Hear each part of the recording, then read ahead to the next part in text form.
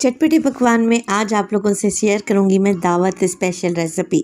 ईद के बाद शुरू होता है दावतों का सिलसिला, तो ये रेसिपी आपकी दावत को चार चांद ही लगा देगी। बिस्मिल्लाहिर्रहमानिर्रहीम। अस्सलामुअलैकुम। खुश रहें, आबाद रहें, जहाँ भी रहें हैप्पी रहें और हेल्दी रहें। तो मैं हूँ फ़ाइज़ा और वेलकम करती हूँ आपको चटपटे पकवान में। आज आपसे शेयर करूँगी मैं दावत स्पेशल रेसिपी बीफ स्टू। नहायत ही खुशबूदार और लजीज सालन तैयार होता है। तो करना आप लोगों ने ये है कि रेसिपी को एंड तक देखना है।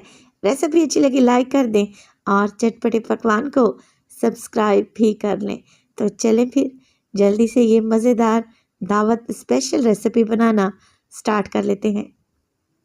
तो बीफ स्टू बनाने के लिए सबसे पहले तो एक कढ़ाई या प्रेशर कुकर ले लें और उसमें डालें आधा कप के करीब कुकिंग ऑयल।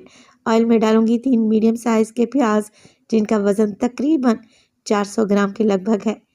स्लाइस करके आप लोगों ने डाल देने हैं। बीफ स्टू में प्याज ज़्यादा डलता है।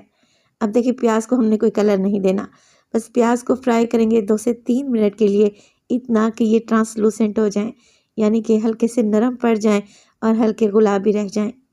तभी हम प्याज में डालेंगे कुछ साबित गरम मसाले, जिससे बीफ स्टू की खुशबू में मज़ीद इजाफा होगा। तो हाफ टेबल स्पून डालूंगी इसमें काली मिर्च, तकरीबन 10 से 12 दाने डाल रही हूँ लौंग के, और इसमें शामिल करेंगे 3 से 4 छोटे छोटे टुकड़े दालचीनी के। 3 अदद बड़ी इलायची भी डालूंगी।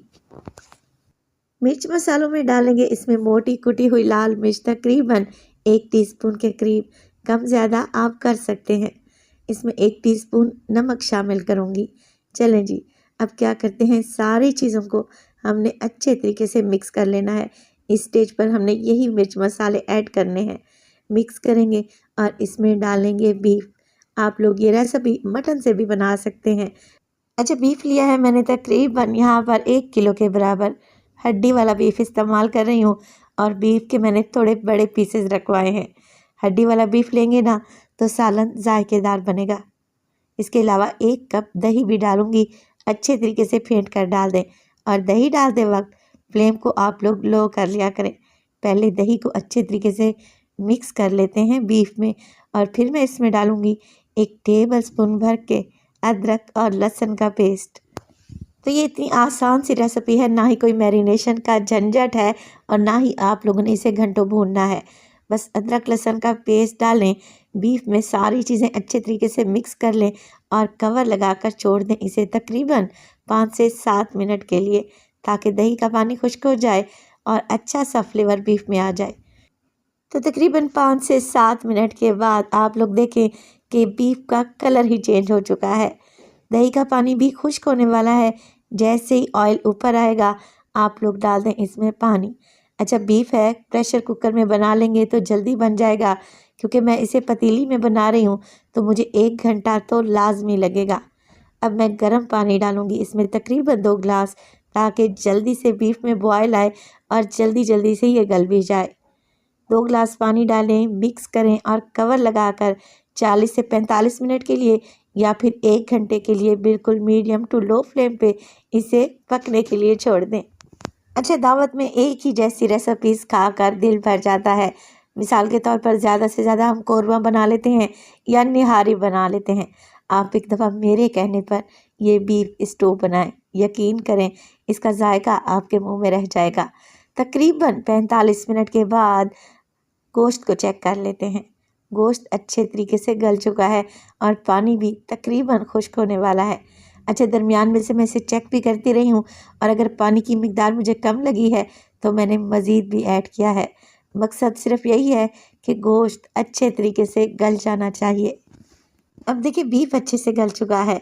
प्याज जो डाले थे वो भी गल कर सॉफ्ट हो चुके हैं। बस जी इसी स्टेज पर इसमें डाल देंगे बटन रेड चिलीज़, यानी कि गोल लाल वाली मिर्चें, तकरीबन 10 से 15 दाने। 1 टेबल स्पून भर कर डालूंगी मोटा कुटा हुआ धनिया।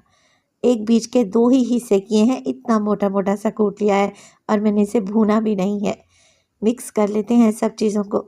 मज़ीद 5 से 6 मिनट के लिए अच्छे तरीके से भुनाई करें ताकि ऑयल ऊपर आ जाए। जैसे ही ऑयल हल्का हल्का सा आपको नज़र आने लगे, आप इसमें डाल दें बारीक कटी हुई हरी मिर्चें और ढेर सारा हरा धनिया। बस जी कुछ भी नहीं करना, गरम गरम सर्व करेंगे इस मज़ेदार से बीफ स्टू को। आप ज़रा इसकी लुक चेक करें, लग रहा है ना टेस्टी, और निहायत ही खुशबूदार और जायकेदार सालन तैयार होता है जो कि कोरमा कढ़ाई को भी पीछे छोड़ देगा। तो रेसिपी बनाएं और अपना फीडबैक दें कि आपको मेरी रेसिपी कैसी लग रही हैं।